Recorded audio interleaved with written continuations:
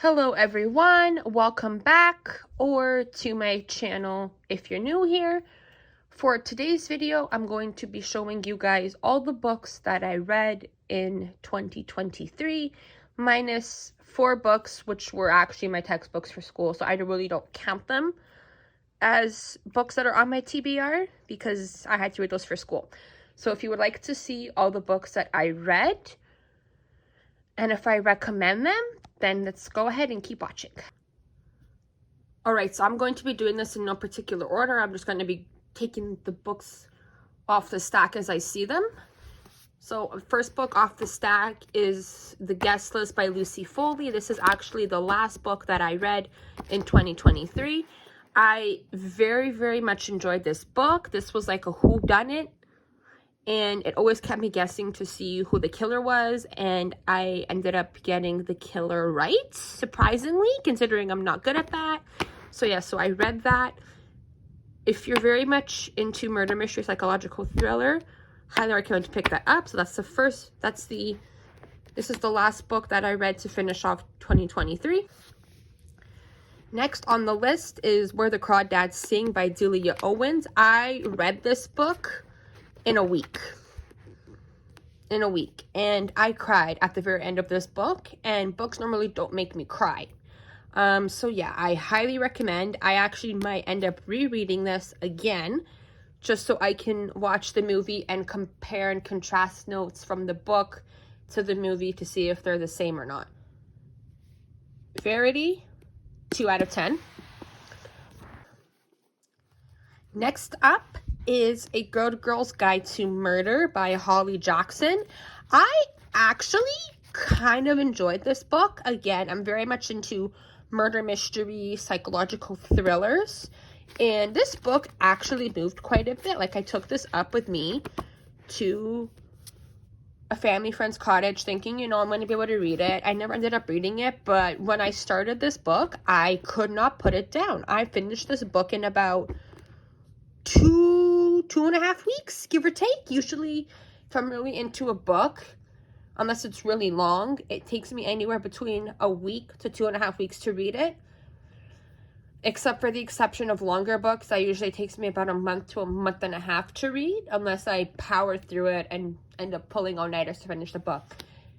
So yeah, this is an 8 out of 10. Where the Crawdads Sing and The Guest List, 10 out of 10. Highly recommend. Love these two.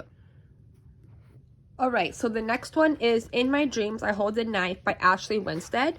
This was the first book that I read by Ashley Winstead, and it was so good that I might end up putting it back onto my TBR for 2024 and reading it again because I could not put this book down. I read this book in about 2 weeks, and every single time I was like, oh my god, this is amazing.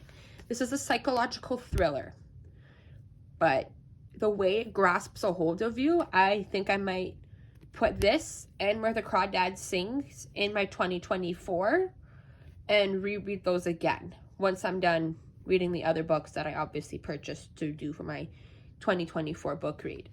Highly recommend this book if you're very much into psychological thrillers or if you're not familiar with Ashley Winstead's work. So next up is The Polish Girl by Malka Adler. This takes place during the Holocaust times, and it's a true story of a mother's love and a daughter's hope. So basically, this takes place during the Holocaust times. There's this Polish girl. She is a Polish Jew, and she has to escape. Her name is Danusha. She has to escape Poland, or she will be forever exonerated and sent to Auschwitz-Birkenau and die in the concentration camp. So she and her mother escape to start a new life, and they change her whole identity. That's all I'm leaving it at there.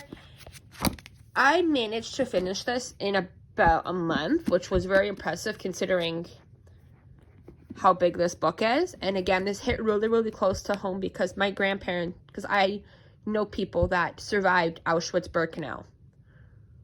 Or, let me rephrase that. I have I know people in my social circle that know people that survived the Auschwitz concentration camps. So the next two books are historical fiction. I'm not usually into historical fiction unless the historical fiction / nonfiction hits really close to home. So the first one is The Diamond Eye by Kate Quinn. This takes place during World War II, about a female Jewish sniper trying to survive during the war times. I actually had grandparents that fought in the war and survived in the war. So this hit really close to home because a lot of what I read in the book, my grandparents experienced, and it really hit close home to the point where I actually cried in some of this, and I actually managed to read this, despite being how thick it is, in about 2 weeks. So if you want to slowly start getting into historical fiction or historical nonfiction, highly, highly, highly recommend The Diamond Eye by Kate Quinn. The next one is another Nicholas Sparks book, which is called Dreamland. And again, not a fan of him anymore. I used to be, but I just needed to read it because I had 3 Nicholas Sparks books in my collection that I wanted to read just to get it out of the open. And this one is about a girl who takes a trip to Florida to become a musician when she meets a guy named Morgan. If you guys want to find out the rest of what happens, pick up the book. Otherwise, I'm leaving it at that. The next book that was on my 2023 reads was The Return by Nicholas Sparks. This was the last book that I had of Nicholas Sparks in my collection of books I read. Like I said, I wanted to just read it for the sake of getting it over and done with. I'm not a big Nicholas Sparks fan anymore like I used to be. And this is about somebody by the name of Trevor, who moves to North Carolina from when he coming back from Afghanistan. Again, I'm going to leave it at that. You want to read it? Pick up the book. You don't want to read it? Look at the synopsis. Tell you everything you need to know about the book. Would not recommend The Return if you're not into romance. If you're into romance, yes. If you're not into romance, would not recommend. And the last book that I read in 2023 that did not include my textbooks for school is Midnight Sun by Stephanie Meyer. If you grew up with the Twilight series, like I did, like every 90s baby did, you would know that Midnight Sun is Twilight from Edward's perspective.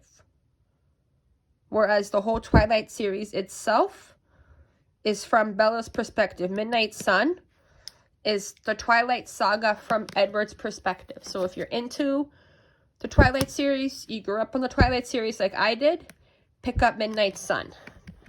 This took me about 2 weeks to read, but that's just because, despite how thick it is, I grew up reading the Twilight saga. I grew up reading the Harry Potter saga, so this was nothing to me.